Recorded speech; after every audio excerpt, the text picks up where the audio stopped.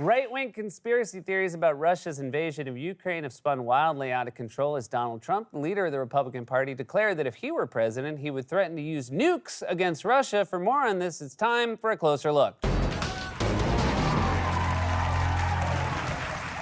We're all familiar with the alternate universe of lies and conspiracy theories Republicans have spread about the 2020 election. Trump's gang of weirdos keeps popping up to repeat those lies every chance they get. Over the weekend, MyPillow CEO Mike Lindell was wandering around the grounds at a Trump rally in South Carolina, rattling off a list of states Trump had supposedly won but were stolen from him because of voter fraud. You know where the most votes in the United States were sold? Anyone want to guess? California. 1.5 million votes were stolen from Donald Trump. Donald Trump won. You want to hear what states we know he won? Here's the states that Donald Trump won for sure. He won Minnesota, Wisconsin, Michigan, Pennsylvania, New Hampshire, Georgia, Arizona, and Nevada. We don't know about. He might have won Maine. He might have won Colorado. There's 4 others in question. Are there any states Trump didn't win? He won Wisconsin, Minnesota, Pennsylvania, Old Jersey, New Jack City, Arrakis, Endor, Xanadu, and the one that has the flag with the bear. Also, dude, if you're gonna ask people to guess something, give them a second to answer first. The guy didn't get the microphone back to his mouth before you yelled it out. Guess which hand has the jelly bean? It was this one, but I also have one in this one. Oh, wait, it's gone. Somebody stole it. No, wait, I remember I ate it. But this fringe paranoid thinking is not unique to the 2020 election. As we've discovered during Russia's horrific invasion of Ukraine, right-wing pundits have become increasingly unhinged in their conspiracy theories about the war and Biden's response. Over the weekend, Fox host Maria Bartiromo, one of the most pro-Trump voices on TV, suggested that it was Joe Biden who saw Vladimir Putin as a partner and didn't want to confront him. Some people have told me over the weekend that they feel that at the end of the day, this administration does not see Putin as the enemy. They see him as a partner on many issues. They see him as a partner on climate change. They see him as a partner on the Iran deal. When is this administration going to get serious in telling Vladimir Putin, we are done with partnerships? That means no Iran deal, walk away, no more renegotiating on America's behalf, no more products from Russia. No more products. We've already banned Russian oil, vodka, diamonds, and seafood. I mean, what else is there? No more products from Russia. No more Russian ballet. No more Russian salad dressing. And no more of those little Russian dolls. Biden keeps saying he's going to ban them, but then every time you open one up, there's another one inside. When does it end, Joe? Let's just go back to this part for a minute. Some people have told me over the weekend. All right, that sentence right there is how you know you're about to hear some bull.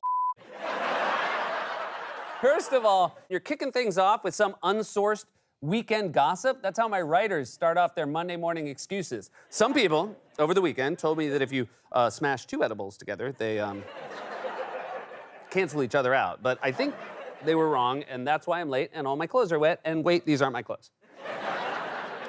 But what on earth are you talking about? You think Biden sees Putin as a partner. First of all, Trump is the one who called Putin's invasion of Ukraine savvy and genius and desperately lavishes praise on Putin every chance he gets. Trump was clearly the one who saw Putin as a partner, although I'm not sure Putin felt the same way. Based on Putin's face when they were together, Putin saw Trump as a competitor who was way too easy to outsmart. Putin always had the smile of a spelling bee contestant after the other kid got a super hard word. Your word is insouciant. Insouciant, we love insouciant, don't we, people? We love it. It's a great word. We love it because it starts with an I. We know that. And then right after that comes the N, and at that point, you've basically spelled it. And isn't that enough? I feel like, can we just leave it there and get full credit? And they can't even seem to keep their conspiracy theories straight. One day, Biden supposedly sees Putin as a partner, and then next, they claim Biden somehow orchestrated this whole thing as a way to continue accumulating power as COVID subsides. You wonder if, looking backward many years from right now, historians will notice the remarkable coincidence in timing. Have you noticed? Here it is. At exactly the moment when the emergency powers they awarded to themselves to fight COVID started to wane, our leaders began pushing for conflict with Russia. And then, on the basis of that conflict, they assumed historic war powers. Virtually no one has paused to ask him or herself where this might be going. How long until our leaders do something similar to their domestic enemies here in the United States? How long before they accuse you of collusion or disloyalty or some other hard-to-define crime, declare you an enemy of the state, and then confiscate your bank account? How long before they declare you an enemy of the state and confiscate your bank account? And how long until they take away your 15% friends and family discount at Ruby Tuesdays, even though your cousin worked there for an entire summer? And how long before they tell you you can't go to Ruby Tuesdays anymore, you can only go to Ruby Mondays, even though it's your constitutional right to go to Ruby's any day of the week? And how long before the waitress tells you you can't have an Oreo shake because that's something that only exists at Applebee's? And how long after you politely suggest they just put Oreos into a blender does she say, can we please not have this conversation again? And after you push past her and run to the kitchen with the Oreos you have hidden in your pocket with the full intention of making your own, are you wrestled to the ground by a teenage busboy who is way stronger than he looks? And how long before that busboy looks in your eyes and says, I worked with your cousin, he was a dickhead too? How long?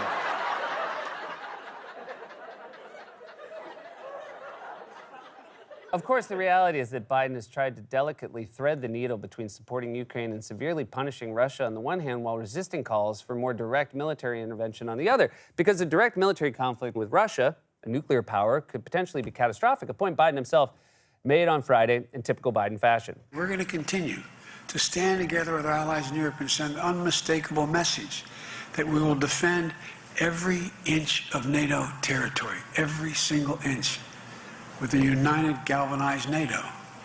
One movement.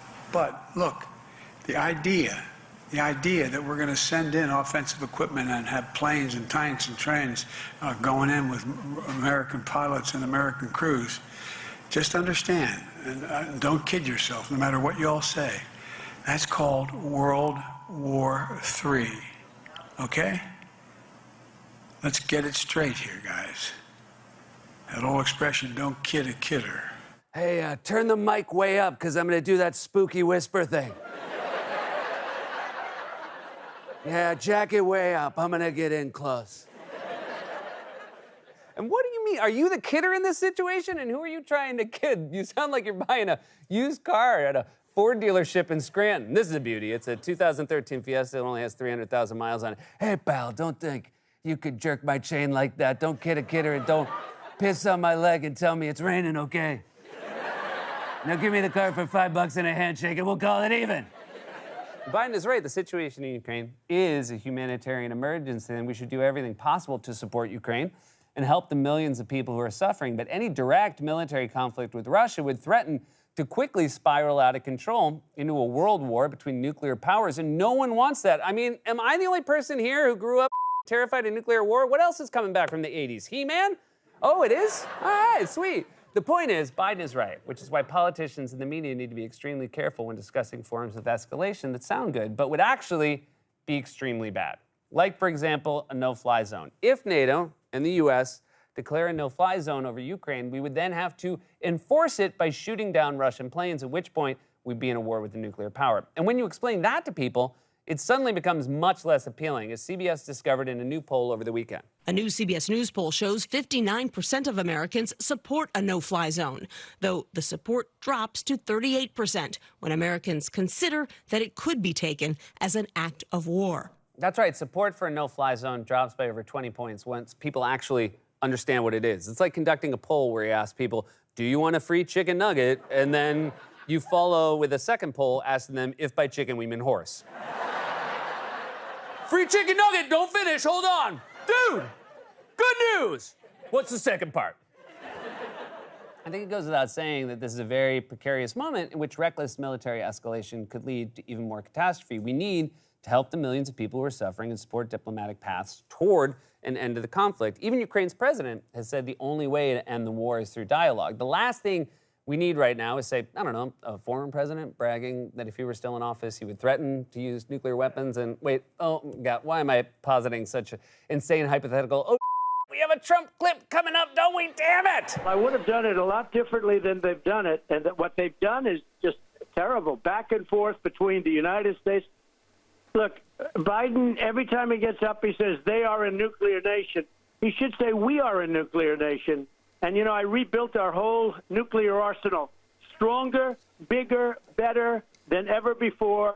It's better and it's bigger than Russia.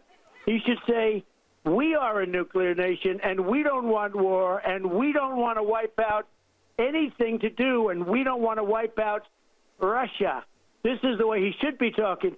First of all, don't ever feel the need to preface any of your remarks with, I would have done it a lot differently than they have done it. That's what we call in the math game a given.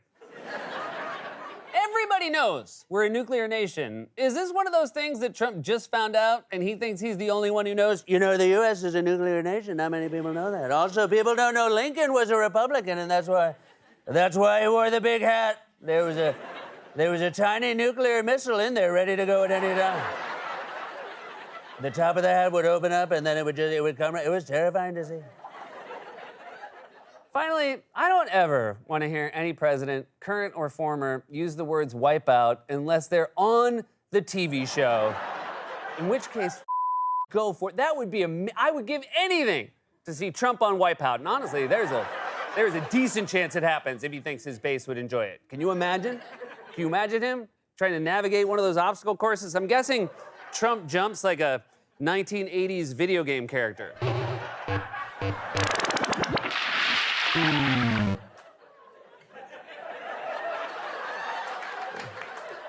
We all saw it together for the first time. Russia's horrific invasion of Ukraine has created a dire humanitarian disaster, and we should be doing everything possible to support Ukraine, help the millions of people who are suffering, and find a diplomatic end to the conflict. The last thing we need are more reckless threats of escalation from morons like Trump. I doubt he could even find Ukraine or Russia on a map. Hell, he probably can't even find Minnesota, Wisconsin, Michigan, Pennsylvania. This has been a closer look. God's Love We Deliver cooks and brings over 2 million meals a year to men, women, and children living with HIV, AIDS, cancer, and other serious illnesses, and they need your help. Now more than ever, if you're watching this online, you can hit the donate button. Stay safe, get vaccinated. We love you.